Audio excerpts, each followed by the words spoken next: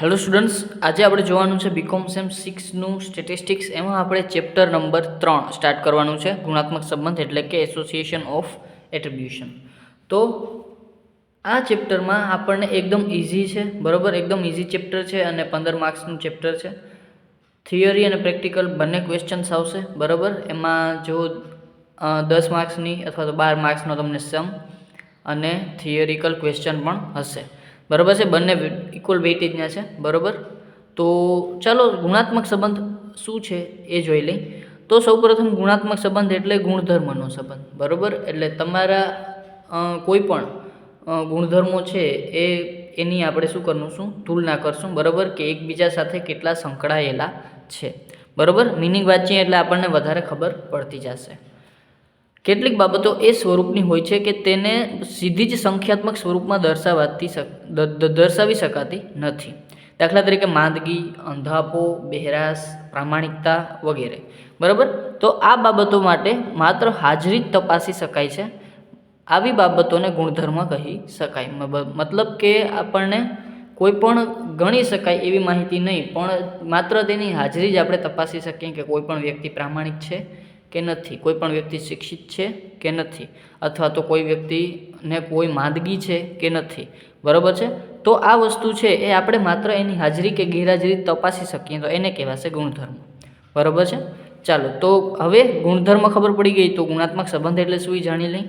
કોઈ પણ ગુણધર્મનો સંબંધ એટલે કે બે ગુણધર્મો વચ્ચે કોઈ સંબંધ હશે કે કેમ. દાખલા તરીકે સ્ત્રીઓમાં શિક્ષણનું પ્રમાણ અને લગ્ન જીવનમાં સફળતા, વ્યક્તિની બુદ્ધિમત્તા અને લગ્ન જીવનમાં સફળતા, શિક્ષણ અને આર્થિક સ્થિતિ વગેરે વચ્ચે કોઈ ચોક્કસ પ્રકારનો સંબંધ જોવા મળે તેને ગુણાત્મક સંબંધ કહે છે, બરાબર છે. એટલે કે કોઈ પણ બે ગુણધર્મોને આપણે સરખાવીએ અને એના ઉપરથી આપણે એમ કહી શકીએ કે એ ગુણધર્મ છે એકબીજા સાથે સંકળાયેલા છે, એકબીજાને અસર કરે છે કે નથી કરતા, તો એને આપણે કહીશું ગુણાત્મક સંબંધ, બરાબર છે. ચાલો આગળ વધીએ. હવે ગુણાત્મક સંબંધ શું છે ખબર પડી ગયા પછી હવે આપણે છે એ 2/2 કન્ટીજન્સી કોષ્ટક એટલે કે 2x2 સંભાવના કોષ્ટક છે એ બનાવવાનું છે. હવે આ 2x2 સંભાવના કોષ્ટક કઈ રીતે બનાવવાનું છે એ આપણે જોઈએ. જ્યારે બે ગુણધર્મો આપેલા હોય ત્યારે તેમની વચ્ચેના સંબંધનું સ્વરૂપ જાણવા માટે તેમની વર્ગ આવૃત્તિઓને 2 હાર અને 2 સ્તંભ ધરાવતા કોષ્ટકમાં છે એ ગોઠવવામાં આવે છે, અને આ કોષ્ટકને 2x2 સંભાવના કોષ્ટક કહે છે, 2/2 કન્ટીજન્સી ટેબલ કહે છે, બરાબર. જો આ ગુણધર્મો A અને B હોય તો તેમના સંબંધો દર્શાવતું 9 ચોરસનું કોષ્ટક છે એ નીચે મુજબ છે. હવે આમાં આપણે છે એ બે ગુણધર્મો આપેલા હોય છે, બે મેઇન ગુણધર્મો અને બે આપણા એના વિરુદ્ધના ગુણધર્મો, બરાબર છે. તો આવી રીતનું આપણું કંઈક 9 ખાનાનું ટેબલ બનશે. એમાં ગુણધર્મ A આલ્ફા અને કુલ, B બીટા અને કુલ, અને પછી AB આલ્ફા અને B અને ટોટલ આઈનો B. પછી અહીંયા બીટા છે તો A બીટા, આલ્ફા બીટા અને બીટાની ટોટલ, અને નીચે આવશે એ અહીંયા આલ્ફાની ટોટલ અને અહીંયા આવશે એની ટોટલ. આમ તો તમે 2-3 વખત બનાવશો એટલે તમને બધું ક્લિયર થઈ જશે, બરાબર. હવે આવી રીતનું આપણું ખાલી કોષ્ટક હોય છે એ આપણે સમજી લીધું. અહીંયા આપણે ટોટલ આ A અને આલ્ફા એટલે એ આપણા કુલ ટોટલ આપણા જે આવૃત્તિ છે એ આવશે, અને B અને બીટા એ પણ આપણી કુલ આવૃત્તિ આવશે, બરાબર. હવે આપણે આને એક એક્ઝામ્પલ દ્વારા લઈ લઈએ કે ધારો કે કોઈ બે ગુણધર્મો છે, વિદ્યાર્થીઓની વર્ગમાં હાજરી અને પરીક્ષામાં ઉત્તીર્ણ થનાર વિદ્યાર્થીઓ, બરાબર છે. આપણી પાસે જે છે એ બે ગુણધર્મો છે. એક તો વિદ્યાર્થીઓ જે છે એ હાજર છે, હવે કાં તો બે જ કન્ડિશન હોય, કાં તો હાજર હોય કાં તો ગેરહાજર હોય, બરાબર છે. અને પરીક્ષામાં ઉત્તીર્ણ થનાર વિદ્યાર્થીઓ, ઉત્તીર્ણના પણ બે જ જે છે એ કન્ડિશન હોય, કાં તો ઉત્તીર્ણ હોય કાં તો અનુત્તીર્ણ હોય, બરાબર છે. તો હવે આપણને જે બે કન્ડિશન આપી છે ને, એટલે કે બે જે શરતો આપી છે, બે ગુણધર્મો આપ્યા છે, હાજરી અને ઉત્તીર્ણ, તો એને આપણે કહી દઈશું A અને B, બરાબર. એને આપણે શું કહી દઈશું A, એટલે કે જે આપણે આપેલું છે એ આપણે A ને B આપવાનું, અને પછી એની વિરુદ્ધમાં આપણે એને આલ્ફા બીટા આપવાનું. કઈ રીતે? તો કે હાજરી છે તો હાજરીને આપણે કહી દેવાનું A, બરાબર. તો આલ્ફા કોને કહેવાનું? તો કે ગેરહાજરીને, બરાબર. એ આપણે હાજરીને કીધું, આલ્ફા આપણે ગેરહાજરીને કહેવાનું. બીજો ગુણધર્મ શું છે આપણી પાસે? ઉત્તીર્ણ થવાનો. તો ઉત્તીર્ણને આપણે બી કહી દેવાનો અને બીટા કોને કહેવાનો, બીટા કરવાનો છે, બીટા આપણે બી કરી અને અહીંયા લાંબો લીટો. ચાલો બીટા કોને કહેવાનું છે તો કે એ આપણે જે અનુત્તીર્ણ થાય ને એને. આમ તો તમે આ સ્મોલ બી એ કરી શકો, એવું જરૂરી નથી કે તમે બીટા જ કરો, બરાબર, પણ બીટા કરશો તો વધારે સારું, બરાબર છે. સ્મોલ બી પણ એનો એક પાર્ટ જ છે, બરાબર છે. તમે સ્મોલ ABCD કરી શકો છો, એમાં ક્યાંય જે છે એ ખોટું પડશે નહીં, બરાબર. પણ આપણે આલ્ફા બીટા ગામા રાખશું. આપણને મોટા ભાગે ગામા આવશે નહીં. ગામા આપણે જ્યારે ખાલી એક જે યુલની મેથડ છે એમાં જ આવશે, બરાબર છે. તો એમાં આપણે છે એ જ્યારે ગામા કરશું ત્યારે ત્યાં તમે સ્મોલ વાય કરશો તો પણ ચાલશે, બરાબર છે. તો આ આલ્ફા બીટામાં બહુ ટેન્શન લેવાની જરૂર નથી, પણ આપણે આમાં આલ્ફા બીટા જ કરશું. ચાલો આ બધી ખબર પડી ગઈ. જે મેઇન આપણને ગુણધર્મો આપ્યા છે એને આપણે AB કહેવાના છે અને એની વિરુદ્ધના ગુણધર્મો છે એને આલ્ફા બીટા કહેવાના છે, બરાબર. હવે આને ગોઠવતા શીખવાનું છે. ગુણધર્મો છે આપણી પાસે A આલ્ફા અને કુલ, અને બી બીટા અને કુલ. હવે ઉપર કાં તો તમે A આપી દો, બી આપી દો, બેયમાં કોઈ ફેર પડશે નહીં. તમે બી આપો તો એમ જ થશે, A આપશો તો એમ જ થશે, બરાબર છે. હવે નીચેના આપણે સૂત્રો બનાવી નાખીએ, બરાબર. થોડા એ શું બનશે તો કે AB અને A બીટાનો સરવાળો, બરાબર છે. એટલે ટોટલ A બની જશે આપણી પાસે, બરાબર. એ સૂત્રો તમે જેમ જેમ આમાં કોષ્ટકમાં જોઈને બનાવી નાખશો તો ચાલશે, બરાબર. એટલે કે અહીંયા આપણે A બરાબર આલ્ફા બરાબર શું થશે તો AB અને A બીટાનો સરવાળો. તો B બરાબર શું થશે તો કે AB અને આલ્ફા બીનો સરવાળો. તો અહીંયા બીટા બરાબર શું થશે તો કે A બીટા અને A આલ્ફા બીટા આ બેનો સરવાળો. અને N બરાબર શું થશે તો કે A આલ્ફા અને B બીટા એ બેનો સરવાળો, બરાબર. એ જ વસ્તુ આપણે અહીંયા લખેલી છે, બરાબર. મીન્સ કે તમે જે ફોર્મ્યુલા છે એ બધા તમે આમાંથી જ બનાવી શકશો, બરાબર છે. એટલે તમને આ કોષ્ટક આવડતું હશે તો તમને ક્યાંય પ્રશ્ન થશે નહીં. હવે આપણે કોષ્ટકનું એક એક્ઝામ્પલ લઈ લઈએ એટલે આપણે કોષ્ટક બનાવતા સારી રીતે આવડી જાય. હવે આપણને ખબર તો પડી ગઈ કે ગુણધર્મો કેવા કેને કેવા, A કોને કેવો, B કોને કેવો, આલ્ફા કોને કેવો, બીટા કોને કેવો, બરાબર છે. પણ હવે એને ગોઠવવાના કઈ રીતે, તો હું પેન્સિલથી જ કરું છું. ચાલો AB એટલે A અને B બે બનતા હોય એવા. તો અહીંયા આપણે A અને આ B, તો એ બે ભેગા ક્યાં થાય છે તો કે અહીંયા, બરાબર. તો મારે 100 ક્યાં લખવાના થાય, અહીંયા, બરાબર છે. ચાલો બીજા નંબરમાં મને આપ્યું છે આલ્ફા બી. આલ્ફા અને બી બે ક્યાં ભેગા થાય, ત્યાં મારે 80 લખવાના થાય. તો આલ્ફા અને બી તો એ ભેગા થાય છે અહીંયા, તો અહીંયા મારે 80 લખવાના થાય. A બીટા, હવે A અને બીટા ક્યાં ભેગા થાય તો કે A આ લાઈનમાં થાય છે, બીટા છે એ અહીંયા થાય છે. તો આ બે ભેગા થાય છે અહીંયા, તો ત્યાં મારે લખવાના થાય 50. તો હું અહીં લખી નાખું 50, બરાબર. પછી આલ્ફા બીટા, તો આલ્ફા બીટા ક્યાં ભેગા થાય છે, આલ્ફા અને બીટા બે અહીંયા ભેગા થાય છે, તો ત્યાં મારે લખવાના છે 40. ચાલો તો મને ખૂટતી આવૃત્તિ શોધવી હોય તો હું કાંઈ નહીં કરું, મને ખબર છે કે A બરાબર AB અને આલ્ફા બીટા એમ થાય છે. તો આ બેનો ટોટલ A આપશે, બરાબર. તો 100 + 50 એટલે 150. એ સૂત્ર આપણે પાછળ જોઈ લીધું. અને આમે તમને આમ ટોટલ, ને આમ ટોટલ, બરાબર. આ બધું છે એ એક જેવું જ થશે, બરાબર છે. આપણે ઓલું સુડોકુ કરીએ ને એના જેવું છે, બરાબર. ચાલો પછી 80 ને 40, તો 80 ને 40 થશે આપણી પાસે 8 ને 4 12 120, બરાબર. 100 ને 80 તો અહીંયા ટોટલ થશે 180, બરાબર. 50 ને 40 તો 5 ને 4 9 90 આ થશે. હવે જો આનો ટોટલ અને આનો ટોટલ બેય મને સેમ મળશે, બરાબર છે. તો 9 દુ 18, 9 તેરી 27, 270, બરાબર. અને 12 દુ 24, 24 ને 3 27, એટલે કે આ 270, બરાબર. એટલે કે આ બેનો ટોટલ અને આ બેનો ટોટલ એ મને શું મળશે, સેમ મળશે. બાકી હું આનો ટોટલ કરીશ, બરાબર, તો પણ મને 8 ને 4 12 આ મળશે, બરાબર. અને હું કદાચ 270માંથી 150 માઇનસ કરું તો પણ મને 120 મળશે, બરાબર. એટલે કે બધા એકબીજા સાથે જોડાયેલા છે. આ બસ એક આ ક્રોસ આમ નથી કરવાનો, બરાબર. બાકી આવી રીતે અને આવી રીતે આ બે રીતે તમને છે એ બધી વસ્તુ મળી શકશે, બરાબર છે. તમે જે છે એ 270 આમે લઈ શકશો આ બેને ટોટલ કરીને, 270 આને બેને ટોટલ કરીને નહીં લઈ શકશો, બરાબર. કે ફોર એક્ઝામ્પલ તમને 120 નથી આપ્યા તો તમે એને બે રીતે ફાઇન્ડ આઉટ કરી શકશો. કાં તો તમે 270માંથી 150 માઇનસ કરશો તો તમને 120 મળશે, અને કાં તો તમે 80 ને 40 ને બેને એડ કરશો તો પણ તમને 120 મળશે.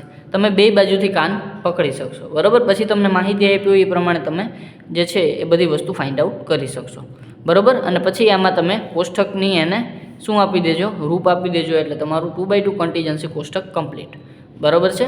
ચાલો, તો આ થઈ ગયું 2x2 કન્ટીજન્સી કોષ્ટકનું કામ, બરાબર. હવે આપણે છે એ માહિતીની સુસંગતતા જોવાની છે. 2x2 કન્ટીજન્સી કોષ્ટક જોઈ લીધું, એમાં એ બી અને આલ્ફા બીટા દેતા આવડી જશે એટલે આપણને ક્યાંય પ્રશ્ન થશે નહીં. હવે આગળ જોવાનું છે આપણે માહિતીની સુસંગતતા. હવે માહિતીની સુસંગતતા એટલે કે માહિતી તમને પ્રોપર આપેલી છે, સાચી આપેલી છે કે અધૂરી આપેલી છે, એ વસ્તુ જોવાની છે.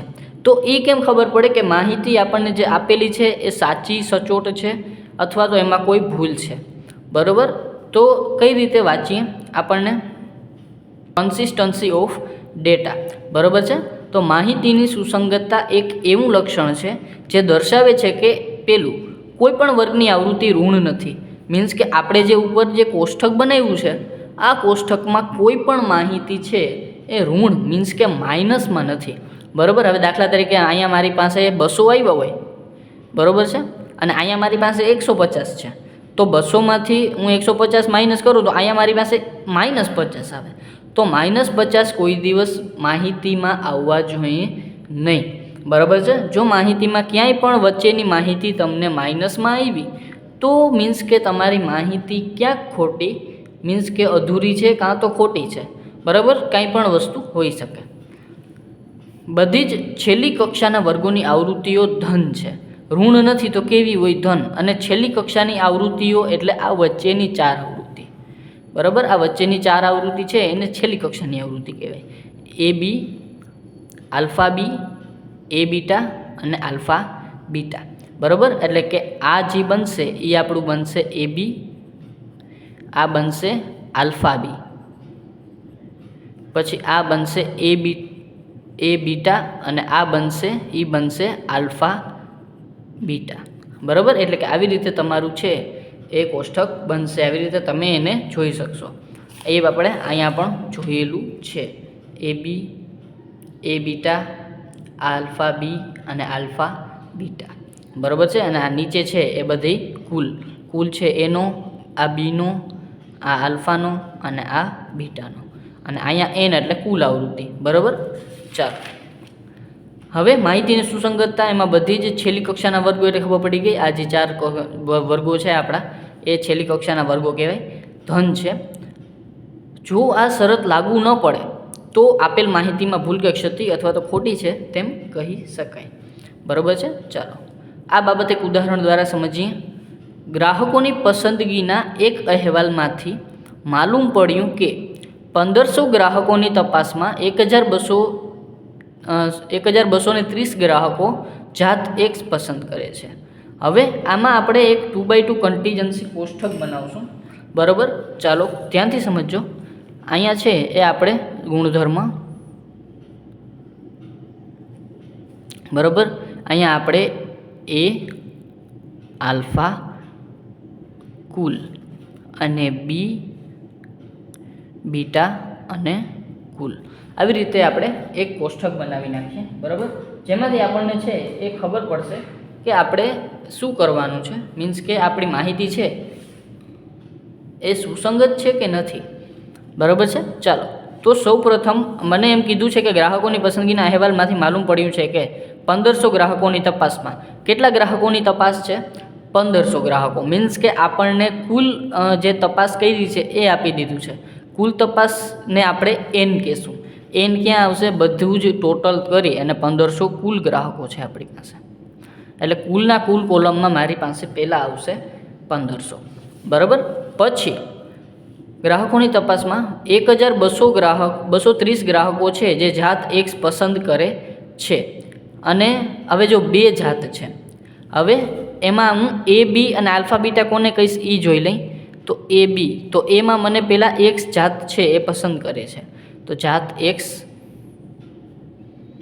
અને જાત વાય, આ બે વસ્તુ થઈ અને આ છે એ પસંદ કરે છે બે વસ્તુ પસંદ, બરાબર છે. તો આપણે એ બે કોને કહીશું તો કે જેઓને જાત એક્સ પસંદ છે. તો આલ્ફા કોને કહી દેશું તો કે જેઓને એક્સ જાત પસંદ નથી. તો અહીંયા જાત એક્સ પસંદ નથી, ઉલટું થઈ ગયું ને, બરાબર. એ આપણે કહીશું કે જાત એક્સ પસંદ છે, તો બી આપણે એમ કહીશું કે જાત એક્સ પસંદ નથી. અને અહીંયા આપણે બીટા કોને કહીશું તો કે જેને જાત વાય પસંદ નથી, બરાબર. ઉલટું કરી નાખ્યું આપણે.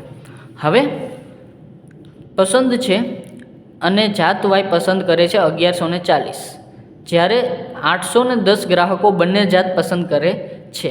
હવે જુઓ, હવે એને એમ કીધું છે કે 1230 ગ્રાહકો જાત એક્સ પસંદ કરે છે. હવે જાત એક્સ પસંદ કરે છે તો એને આપણે કહેશું એ. તો એ આપણને આપ્યો છે 1230. તો જાત એક્સ પસંદ કરે છે એને આપણે એ કહેશું અને એનો ટોટલ આપ્યો છે 1230. ખબર પડી? આપણને એમ કીધું છે કે જાત એક્સ પસંદ કરે છે, તો પસંદ કરે છે એટલે 1230 છે અને એને આપણે એ કહી છે, તો એ છે એ આપણા 1230. પછી એમ કીધું છે કે જાત વાય પસંદ કરે છે એ છે 1140. તો વાય પસંદ કરે, બરાબર, તો એ આપણે કીધું છે બી, બરાબર. તો બીનો ટોટલ થશે 1140, બરાબર છે. આને હું ધીરે ધીરે એટલે કરાવું છું કે તમને છે એ મગજમાં બેસી જાય, બરાબર છે. ચાલો, જ્યારે 810 ગ્રાહકો બંને જાત પસંદ કરે છે, 810 ગ્રાહકો શું કરે છે? બંને જાત પસંદ કરે છે, એટલે કે એને જાત એક્સય પસંદ છે, જાત વાય પસંદ છે. તો એ ને બી બે વસ્તુ બને છે, તો એ અને બી એ શું આવશે આપણી પાસે? 810, બરાબર છે. હવે આપણી પાસે આ ચાર વસ્તુ આવી અને હવે આપણે એમ કીધું છે કે જાત પસંદ કરે છે, તો આ માહિતીની સુસંગતતા તપાસો. સુસંગતતાની શરત શું છે કે આપણને જે વચ્ચેની માહિતી, મીન્સ કે છેલ્લી કક્ષાની બધી જ માહિતી છે એ ધનમાં મળવી જોઈએ અને કોઈ પણ માહિતી ઋણમાં મળવી જોઈએ નહીં. તો આપણે પહેલાં જેમ કરતા હતા એમ કરી નાખીએ. હું જરાક કેલ્સી લઈ લઉં. ચાલો, હવે જો કુલ આપણી પાસે છે, બરાબર, આ તો આ કુલમાંથી આપણે એને માઇનસ કરશું તો આપણને અહીંયા આલ્ફા મળી જશે, બરાબર છે. તો અહીંયા 1500 માઇનસ 1230, તો મને મળશે 270. તો અહીંયા હું લખીશ 270. 1500માંથી 1140 માઇનસ કરું તો આ આવશે 360, બરાબર છે. પછી હવે મારી પાસે કઈ માહિતી છે તો કે આવી રહી અહીંયા. તો 1230માંથી હું 810 માઇનસ કરીશ તો મને બીટા મળશે. તો 1230માંથી હું 810 માઇનસ કરું તો મને 420 મળશે. એ આવશે મારા એ બીટા, બરાબર. પછી હવે મારી પાસે આ બે માહિતી છે, તો હું આ બે માહિતી જોઈ લઉં. 1140માંથી હું 810 માઇનસ કરું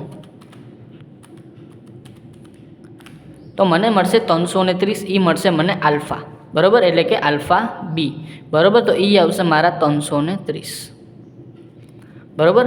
હવે હું જોઉં કે અહીંયા મારા છે એ વચ્ચે કેટલા આવે છે તો કે જો અહીંયા 270 છે ટોટલ, બરાબર છે, અને ઉપર મારા 330 બને છે, બરાબર.